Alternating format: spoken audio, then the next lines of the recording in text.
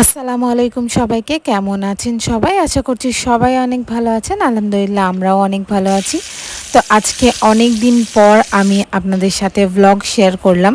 তো অনেক কিছু কারণবশত আমার ভ্লগ শেয়ার করা হচ্ছিল না। তো যেহেতু আমি এখন সুস্থ আছি আর তার সাথে অনেক ব্যস্ত, তো তবুও ভাবলাম আপনাদের সাথে কিছু ভ্লগ শেয়ার করি। তো এটা হচ্ছে ঈদের আগের দিন আমি কি করলাম, তো সেই নিয়েই থাকছে আমার আজকের ভ্লগ। তো এই তো সকাল সকাল আমি উঠে পড়েছি, উঠে এখানে অল্প একটু চা করে নিচ্ছি। চা খেয়ে তারপরে আমি কাজগুলো করব। তো অনেক দিন ধরে ব্লগ আপলোড না করার কারণ হচ্ছে আমি প্রেগনেন্ট ছিলাম আর তার সাথে অনেক বেশি অসুস্থ। তো তাই জন্য ভিডিও শ্যুট করাও হচ্ছিল না আর ব্লগও আপলোড করা হচ্ছিল না। তো এখন যেহেতু বেবি আছে তার মানে আমি অনেক বেশি ব্যস্ত। তো তাও আমি অনেক অল্প কিছু ভিডিওর আর কি ক্লিপ নিয়েছি যতটুকু পেরেছি, কারণ সবটা সারাদিনে আমি কি করছি ওগুলো নেওয়া তো সম্ভব না, যেহেতু একটা ছোট্ট বেবি আছে আমার। তো সেই কারণে আমি যতটুকু পেরেছি আর কি ততটুকু শ্যুট করেছি আর সেইটুকুই আপনাদের সাথে শেয়ার করছি। তো সকালের চাটা খেয়ে নিয়ে এখন আমি নাস্তার প্রিপারেশন নিচ্ছিলাম। তো নাস্তায় এখন রুটি করে নিচ্ছি। তো যেহেতু ভাত খেতে অতটা আমার ভালো লাগে না, তো যতই গরম থাকুক না কেন তবুও আর কি এই গরমে দাঁড়িয়ে দাঁড়িয়েও আমি রুটি করি। তো যেহেতু আমি ভাত বেশি খেতে পারি না, তো এখন আর কি রুটি করছি। আর এই গরমে লুচি পরোটা তো একদমই খাওয়া যাবে না, তো সেই কারণেই রুটিটা করা। তো রুটিগুলো করা হয়ে গেলে, যেহেতু আজকে আমার ক্লিনিং আর আরও অন্য কিছু অনেক কাজ আছে, যেহেতু ঈদের আগের দিনে যা যা কাজ থাকে, আদা রসুন পেঁয়াজ জিরে এগুলো সবই করতে হবে। আর এইগুলো করতে কিন্তু অনেকটা বেশি টাইমও লাগে। আর তার সাথে কিছু ক্লিনিংয়েরও কাজ আছে, সেগুলোও করব। তো ওই কাজগুলো সেরে এসে এখন বেশি রোদ ওঠেনি, তো তবু একটু গরম আছে। তো এখানে যেহেতু রোদ ওঠেনি তাই দেখে বেলাতেই আমি গাছে পানি দিচ্ছি, কারণ বাবু একটু দেরি করে ওঠে। তো যতক্ষণ না বাবু উঠছে রুম থেকে বেরোবে তারপরে আমি জানলাগুলো খুলবো, তো এগুলো করতে যেহেতু টাইম লাগে, দেরি হয়, বেলা হয়ে যায়। তো সেই কারণে গাছে পানি দেওয়াটাও কিন্তু তাড়াতাড়ি হয় না, তো দেরিই হয়ে যায়। তো এখন এইগুলো আমি এই জানলাটাও একটু পরিষ্কার করে নিয়েছি। তো বাবুর কয়েকটা কাপড়ও ছিল, তো যেহেতু ছাদে যাওয়ার ইচ্ছে হচ্ছিল না এই গরমে, তো সেই কারণে আমি জানলাতেই মেলে দিয়েছি। আর আমার রুমটাও ক্লিন করে নিয়েছিলাম তার সাথে সাথে। তো এই গরমে অল্প একটুখানি দই ছিল ফ্রিজে, তো ভাবলাম এটার একটু লাসি করা যাক। তো যতক্ষণ আমি ওই কাজগুলো করছিলাম, তো অল্প একটু চিনি আর পানি আমি ভিজিয়ে রেখেছিলাম। চিনি পানিটা এখানে আমি দইয়ের সাথে অ্যাড করে দিচ্ছি। দইটা আগে ভালো করে আমি মিক্স করে নিয়েছি, একটা নর্মাল একটু লাসি করব। আর বরফ থাকলে খুবই ভালো হতো, যেহেতু বরফ মানে দেওয়া ছিল না, তো সেই কারণে লাসিটা এরকমই খেয়েছি। আর দইটা ঠান্ডাই ছিল, তো খুব একটা খারাপ লাগছিল না। তো নর্মাল একটা লাসি আমি এখানে বানিয়ে নিয়েছিলাম। এই গরমে কিন্তু রান্না করতে করতে আমি যে কোনো একটা ড্রিঙ্ক বানিয়ে নিই। তো এখন তো ব্লগ আপলোড করব, তো প্রতিদিন একটা করে যা আমি ড্রিঙ্ক বানাই সেগুলোই আপনাদের সাথে কিন্তু শেয়ার করব। আর রান্না করতে করতে এই মাঝখানে কিন্তু আমি একটা করে ড্রিঙ্ক খাই। তো যেহেতু অনেক বেশি কাজ, তো সেরকম কিছু রান্নাও করছি না, ডাল ভাত আলু ভাজা ডিম ভাজা এইগুলোই করছি। তো এখানে ডাল আর ভাতটা আমার হয়ে গেছে, তো এখানে আমি আলু ভেজে নিচ্ছি। আর আলুগুলো ভাজা হয়ে গেলে কিন্তু এরই মধ্যে আমি ডিমটাও ভেজে নেব।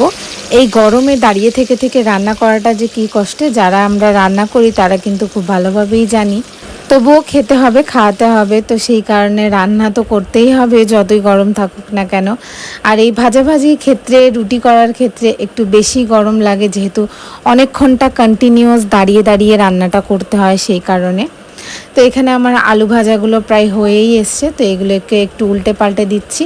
তো মাঝখানে মাঝখানে আলুগুলোকে আমি ঢাকা দিয়ে আমি ভেজে নিয়েছিলাম, তো এতে করে নরমও হয়ে গেছিলো আর বেশ লাল লালও হয়ে গেছিলো। তো এখানে আলুগুলো ভাজা হয়ে গেছে, আমি সব কটা আলু এখানে তুলে নিচ্ছি। তো আলুগুলো তুলে আমি কিন্তু ডিমটা এখন ভাজা করে নেব। তো যেহেতু বেশি অতিরিক্ত একটু গরম, তো কেউ ডিম খাবে না, তো ডিম খেলে আরও একটু অসুবিধা হবে। তো যেহেতু আমি একাই ডিম খাবো তাই জন্য একটাই ডিম ভাজছি এখানে। তো খুব একটা আমি এইরকম পেঁয়াজ লঙ্কা দিয়ে ডিম ভাজা খাই না, পোচটাই খাই। তো আজকে ভাবলাম এরকম ডিম আর মানে এরকম মশলা দিয়ে একটু ভাজি। তো এখানে অল্পই মশলা দিয়েছি, খুব বেশি মশলা দিলে আমার ডিমের টেস্টটা কেন জানি না ভালো লাগে না, তো সেই কারণে অল্প মশলা দিয়েই একটু ডিমটা ভেজে নিয়েছি। তো এখানে রান্না বান্না শেষ করে কিছু আমার বাসনপত্র ছিল, তো সেইগুলো এখানে ঝটপট করে মেজে নিচ্ছি। আর বাসনপত্রগুলো মাজা হয়ে গেলে কিচেনটা আমি একটু ভালোভাবে ক্লিন করে নেব। তো যেহেতু এরপর আরও রান্না বান্না করতে হবে, আরও অনেক কাজ আছে, তো নোংরা কিচেনে কিন্তু আমার কাজ করতে একদমই ভালো লাগে না। যতটা চেষ্টা করি একটু কিচেনটা ক্লিন করে রাখলে, আর কাজের সাথে সাথে ক্লিন করে রাখলে কিন্তু কাজ করতেও সুবিধা হয়। তো এখানে আমার বাসনপত্রগুলো মাজা হয়ে গেছে, আর এখানে আমি সিঙ্কটাও ক্লিন করে নিয়েছি। তো এইটা ক্লিন করে নেওয়ার পর আমি এখানে ওভেনটা ক্লিন করে নিচ্ছি, আর তারপরে পুরো কিচেনটা কিন্তু ভালোভাবে আমি ক্লিন করে নেব। এখন আমি এই কাজগুলো করে একটুখানি রেস্ট নিয়ে তারপরে আরও ক্লিনিংয়ের কাজগুলো করব। আর রাতের দিকে যা যা আমার কালকের জন্য প্রিপারেশন নিতে হবে সেগুলো কিন্তু রাতের দিকে করব। আর বাবু নিয়ে যেহেতু কাজ করি, তো সেই কারণে একটু লেট হয়ে যায়। তো বাবু যেহেতু বারবার কাঁদে বা দেখতে হয়, ফিড করাতে হয়, তো সেই কারণে যেই কাজটা হয়তো আমার 1 ঘন্টায় হয়ে যাওয়ার কথা, সেই কাজটা আমার 2 ঘন্টা 3 ঘন্টা লেগে যায়, যেহেতু বাবুকে আমাকে টাইম দিতে হয় সেই কারণে। আর যেহেতু আম্মাজিরও শরীর খারাপ, তো সেই কারণে আম্মাজিও আমার হেল্প করতে পারে না।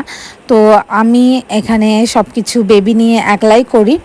আর যেহেতু আমার হাজব্যান্ড সব কিছু আমার সাথে সাথে একটু করে দেয়, তো সেই কারণে অনেকটা বেশি হেল্প হয় কাজে। আর কাজগুলোও একটু তাড়াতাড়ি হয়ে যায়। যখন হয়তো খুব বেশি কাঁদছে, বেবি নিলেও আমি এদিকে কাজ করে নিতে পারি। আর যদি আমার কাজে কোনো দেরি হয়ে যায়, সেই কাজটুকুও কিন্তু আমার হাজব্যান্ড করে দেয়, তো সেই কারণে একটু তাড়াতাড়িও হয়ে যায়। তো এখানে সব কিছু সেরে বিকেলবেলার দিকে আমি এখানে টিভি ক্যাবিনেটটা একটু পরিষ্কার করে নিচ্ছিলাম। তো যেহেতু অনেক দিন যাবত এখানটা ক্লিন করা হয়নি, তো সেই কারণেই আমি এখানটা ক্লিন করছি। তো আমার টিভি ক্যাবিনেটের সাইডের দিকে এরকম একটা শোপিস রাখার জায়গা আছে একদম লম্বা করে। তো ওখানে যে আমার যে সাজানোর যে জিনিসগুলো সেইগুলো কিন্তু আমি রাখি।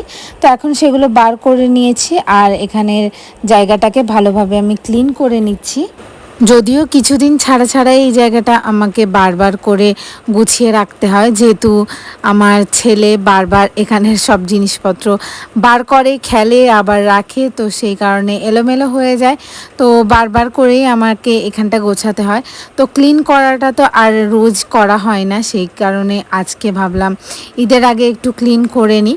তো যেহেতু এখন আমি একবার ক্লিন করছি, এর আগে কিন্তু ঈদের আগে যে রোজার যে ঈদ গেল, সেই ঈদের আগে কিন্তু আমি একবার ক্লিন করেছি।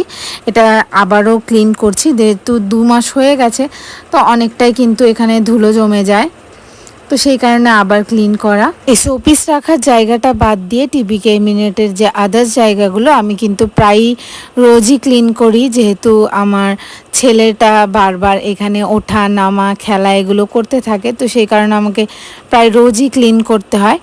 আর এরপর আমি এখানে যা যা রেখেছিলাম সেগুলো কিন্তু আবারও সাজিয়ে দিচ্ছি। তো এই ফ্লাওয়ার ভাসটা এখানে ছিল, তো এখানে আবারও একটুখানি আমি মুছে নিয়েছি, ফ্লাওয়ারগুলোও মুছে নিয়েছি, আর ভালোভাবে ফ্লাওয়ার ভাসটা সেটাও আমি ভালোভাবে মুছে নিয়েছি। আর এই যে এইরকম একটা সাইকেল শোপিস, এটাও এখানে ছিল, এটাও ভালোভাবে আগে আমি মুছে নিয়েছি। তারপর একটা একটা করে সবগুলো কিন্তু আমি মুছে নিচ্ছি, আর একটা একটা করে যেখানে যেটা রাখা ছিল সেখানে কিন্তু আবার রেখে দিচ্ছি। এরই সাথে সাথে আমি কিন্তু ডাইনিং টেবিল, তারপরে সোফা এগুলোও ক্লিন করে নিয়েছি। তো সেগুলোর আর ক্লিপ নিইনি, সেগুলো নিলে আরও বেশি লম্বা হয়ে যেত ব্লগ। আর তার সাথে সাথে যেহেতু আমি বেবি নিয়ে কাজ করি, তো অতটা ক্লিপ নেওয়া সম্ভবও হয় না। তো যতটুকু পেরেছি তো সেইটুকুই আমি ব্লগ নিয়েছি। তো এই তো এখানে একটা বুলেট শোপিস, সেটাও আমি রেখে দিলাম। আর এই যে এখানে একটা ট্যাক্সি কিনেছিলাম, এইটা আমার খুবই ভালো লাগে, দেখতেও খুব ভালো লাগে, কিন্তু এইটা বাবি নিয়ে খেলে, তো একবার সে নামায় খেলে আবার রেখেও দেয়। তো এটাও আমি সাজিয়ে রাখি। এখানে একটা মাগ, এটাও আমার খুবই ফেভারিট এই মাগটা। তারপর বাবুর জন্যই এই বুলেটটা কেনা, তো বাবু মাঝে মাঝে বার করে খেলে, আবার এখানে আবার গুছিয়ে আবার রেখেও দেয়, তো এটাও আমি সাজিয়েই রাখি। তো যে যেটা বললাম, এখানে কাঁচের জিনিস সাজাতে ইচ্ছে করলেও কিন্তু সাজাই না। তো যেহেতু এখানে সব জিনিসপত্রগুলো নিয়ে বাবু ঘাটাঘাটি করে, তো ভেঙে দেওয়ার ভয়তে কিন্তু আমি খুব একটা এখানে কাঁচের জিনিসপত্র রাখি না। আর টিভির এক সাইডে এরকম আরও কয়েকটা এরকম সেলফ মতো করা আছে, তো এগুলোর মধ্যে খুব একটা বেশি জিনিসপত্র আমি রাখিই না। সাজানো তো দূরের কথা, কোনো জিনিসপত্র রাখিই না। কারণ যাই জিনিসপত্র রাখবো না কেন, আমার যেহেতু ছেলেটা একটাও কোনো জিনিস রাখবে না, তো সেই কারণে কোনো জিনিসই এখানে আমি সাজাই না। এখানে শুধু একটা শোপিস ছিল আম্মাজি আব্বাজির নাম লেখা, তো সেই শোপিসটাই এখানে থাকে। আর অত উঁচুতে মানে বাবুর হাত যায় না, তো সেই কারণে ওই শোপিসটা ওই ওপরের দিকে আমি রেখে দিই। তো এই তো রাখারাখি কমপ্লিট। এখানে একটুখানি মুছে নিচ্ছি যতটুকু মোছার। তো আমার টিভি ক্যাবিনেটটা পরিষ্কার করা প্রায় কমপ্লিট। এই যে তো সব কিছু হয়ে যাওয়ার পর এখানে যে শোপিস রাখার যে গ্লাসটা, মানে ক্যাবিনেটের যে গ্লাসটা, সেটাই খালি মানে ক্লিন করতে বাকি ছিল, সেটাও আমি এখানে ক্লিন করে নিচ্ছি। তো এদিকে এই গ্লাসটার ভেতরে আমি আগেই ক্লিন করে নিয়েছি, যেটার ক্লিপ আমি নিইনি। আর এখন আমি এখানে বাইরেটা ভালোভাবে ক্লিন করে নিচ্ছি। তো এই তো ফাইনালি আমার পুরো টিভি ক্যাবিনেটটা কিন্তু একদম ভালোভাবে ক্লিন করা হয়ে গেছে। এই জায়গাটাও খুব সুন্দরভাবে আমি সাজিয়েও নিয়েছি। তো এই হচ্ছে আমার টিভি ক্যাবিনেটটার ফাইনাল লুক।